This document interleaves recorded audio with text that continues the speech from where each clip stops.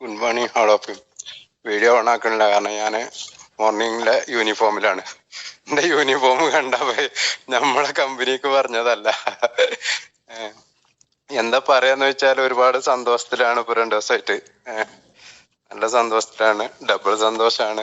Wife സ്റ്റാറായി, ഞാൻ TC ആയി. എൻ്റെ സന്തോഷത്തിലാണ്. ഞാൻ TC ഒന്നും എത്തൂലെന്ന് വിചാരിച്ചതിൻ്റെ ഇടയിലൊന്ന് അവങ്ങി നിൽക്കുകയായിരുന്നു. അപ്പോൾ TC എത്തിയപ്പോഴാണ് നമുക്ക് ഇതിന്റെ കാര്യത്തിന്റെ ഗൗരവം മനസ്സിലായപ്പോ കുറച്ച് ഉഷാറിലാണ്. ഇപ്പൊ ഓട്ടോ ഓടിക്കുന്ന ആളാണെങ്കിലും ഇപ്പോ ഹക്കീം സാറിന് അറിയാം, ഇപ്പൊ 2 ആഴ്ചയായിട്ട് ഓട്ടോ ഒന്നും വിളിച്ചാൽ നമുക്കൊന്നും മെയിൻ ചെയ്യണില്ല, പോണില്ല എന്നുള്ളതാണ്. ഇപ്പൊ ഞാനും ഹക്കീം സാറും നിരന്തരമായിട്ട് ഒരു 2-3 ആഴ്ചയായിട്ട് തുടർച്ചയായിട്ട് ഇറങ്ങിയതുകൊണ്ട് ഈ ആഴ്ചയൊക്കെ കണ്ട് TC ചാടി. അപ്പൊ മനസ്സിലായി, നമ്മളെ ബിസിനസ്സിൽ ഇറങ്ങി കഴിഞ്ഞാല് നമ്മൾ എന്തും നേടാന്നുള്ളത് നമ്മളെ ബിസിനസ്സിൽ നമുക്ക് തെളിഞ്ഞു. അപ്പൊ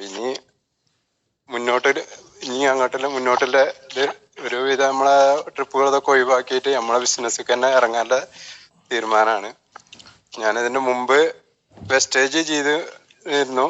അധികം 1-1.5 വർഷമൊക്കെ ചെയ്തു. പക്ഷെ ഒന്നും കിട്ടാതെ അതിന്നും അടുത്തിങ്ങനെ നിൽക്കുന്ന സമയത്താണ് നമ്മളെ ഹക്കീം സാറ് നമ്മളെ MIDF-നെ പറ്റി പരിചയപ്പെടുത്തി തരുന്നത്.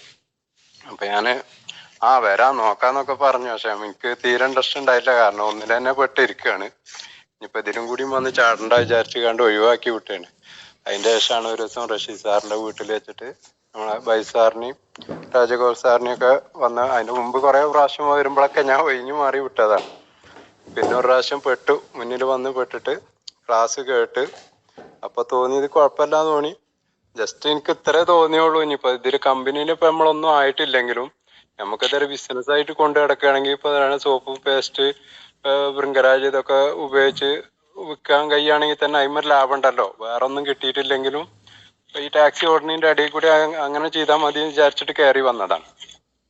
ഇപ്പൊ അൽഹംദുലില്ലാ ഇപ്പൊ നല്ല ഒരു ഗ്രോത്ത് ആയി. കുറെ സാധനങ്ങൾ ഞാൻ വിറ്റിട്ടുണ്ട്. എനിക്ക് ഫസ്റ്റിൽ തന്നെ ഇതിന്റെ റിസൾട്ട് കിട്ടിയത് ഭൃംഗരാജും നമ്മളെ ഹെർബൽ പേസ്റ്റും കൂടിയാണ്.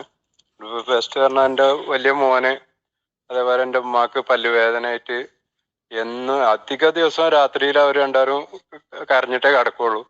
രാവിലെ ആയാൽ ഹോസ്പിറ്റലിൽ പോകേണ്ടി വരും. ഡോക്ടറെ അടുത്ത് പോവും, വേദനക്കിന്റെ ഗുളിക കൊടുക്കും, അത് കഴിക്കും.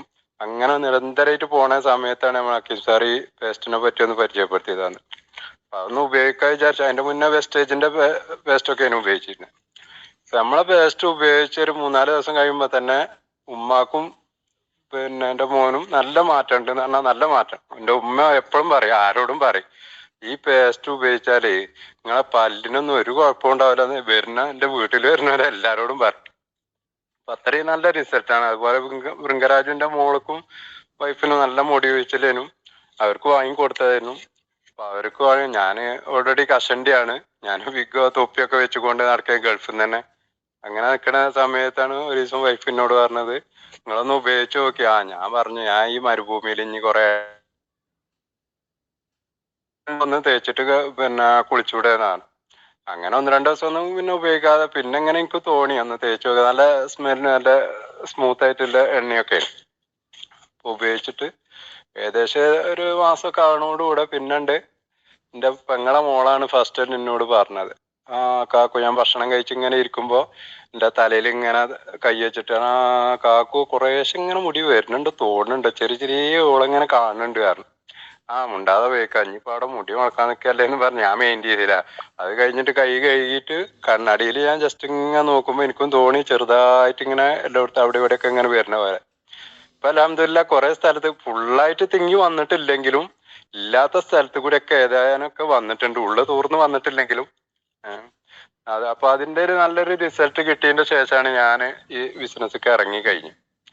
അപ്പൊ ബിസിനസ്സിൽ ഇറങ്ങിയെന്ന് തന്നെ ഒരുപാട് സാധനങ്ങൾ ഞാൻ കൊടുത്തതൊക്കെ നല്ല റിസൾട്ട് പറയുമ്പോ അപ്പൊ നമുക്ക് നല്ലൊരു ധൈര്യമാണ്. പിന്നെ ഫസ്റ്റില് ഇറങ്ങുമ്പോഴൊക്കെ നമുക്ക് പേടിയാണ്, എങ്ങനെ ജനങ്ങളോട് പറയാ, ഇനി എന്തെങ്കിലും ആയി കഴിഞ്ഞാൽ ജനങ്ങളിൽ നിന്ന് എന്താ പ്രതികരണം കിട്ടുക. അതുപോലെ എൻ്റെ അളിയനൊക്കെ പറഞ്ഞ് പേടിപ്പിച്ചതാണ്, എന്തെങ്കിലും ഇതിൽ ചെന്ന് ചാടിയിട്ട് ആളുകളെ അടി കിട്ടാൻ നിൽക്കണ്ട അങ്ങോട്ട്. ഇപ്പൊ അളിയനാണ് നമ്മളെ പ്രൊഡക്റ്റ് ആണ് കൂടുതൽ ഉപയോഗിക്കുന്നത്. ലിവാഗൈന്, അവന്റെ വൈഫിനുള്ള ഫെയർനെസ് ക്രീമുകള്, വീട്ടിലത്തെ പാത്രം കഴുകണത്, അങ്ങനെ ഓരോ സാധനം അവന്റെ വീട്ടിലേക്കും അവനും ഗൾഫിൽ പോയപ്പോ ഗൾഫിലേക്കും കൊണ്ടുപോയി. പേസ്റ്റ്, ലിവാഗൈനൊക്കെ 3-4 കൊണ്ടുപോയിക്കണം. നല്ല റിസൾട്ടാണ് അവനൊക്കെ. ഏതായാലും കൂടുതൽ പറഞ്ഞ് വയസ്സാന്റെ ടൈം ഉപയോഗിക്കണില്ല. നല്ലൊരു എക്സ്പീരിയൻസ് ആണ്. ഇനി നല്ല രീതിയിൽ മുന്നോട്ട് പോകാനുള്ളൊരു തീരുമാനമാണ്. അപ്പൊ ഞാനും അക്കിം സാറും നല്ല ഇതിൽ 2-3 ആഴ്ച ഓടിയതിന്റെ ഒരു ഫലം ഇപ്പൊ കണ്ടു. മുട്ടയിടുന്ന കോഴിക്കല്ലേന് വേദന അറിയുള്ളൂ എന്ന് പറഞ്ഞ പോലെ ഇത് ഇത്രയും ഓടി ഇവിടേക്ക് എത്തിയ അവസ്ഥ എനിക്കും ഹക്കീം സാറ് സാറ് എപ്പോഴും നമ്മൾ മോട്ടിവേഷൻ തരും. സാറേ എവിടെ എത്തി, ഈ ആഴ്ച എങ്ങനെങ്കിലും മുട്ടിക്കാണ്ടാണ്. ഓക്കെ സാറേ എന്ന് പറഞ്ഞിട്ട് എങ്ങനെ ഓടലാണ്. ഏതെങ്കിലും അൽഹംദുലില്ലാ അവിടേക്ക് എത്തി കഴിഞ്ഞ ഇതിന്റെ മുന്നത്തെ ഒരാഴ്ച എത്തുമെന്ന് വിചാരിച്ചായിരുന്നു. അപ്പൊ ടീമുകൾ ഇങ്ങനെ ഓരോ ബുദ്ധിമുട്ട് ഇങ്ങനെ പറയും, പിന്നെ ഞാനും സഹായിച്ചു കൊടുക്കും. അങ്ങനെ ഏതെങ്കിലും PCക്ക് എത്തി അൽഹംദുലില്ലാ. ഇനി ഇവിടുന്ന് അങ്ങോട്ട് മുന്നോട്ട് നല്ല രീതിയിൽ പോകാൻ നിങ്ങളെ എല്ലാവരും പ്രാർത്ഥന വേണം. ഇതിന്റെ ഒരൊറ്റ കഴിവല്ല, എന്റെ ടീമിന്റെയും കൂടി കഴിവാണ്. സാറ്, എന്റെ ലീഡറായ ഹക്കീം സാറ്, എല്ലാവരുടെയും കൂടി കഴിവാണ് ഞാൻ ഇവിടേക്ക് എത്തിയത്. എല്ലാവർക്കും നല്ലൊരു താങ്ക്സ് പറയും. Okay, thank you.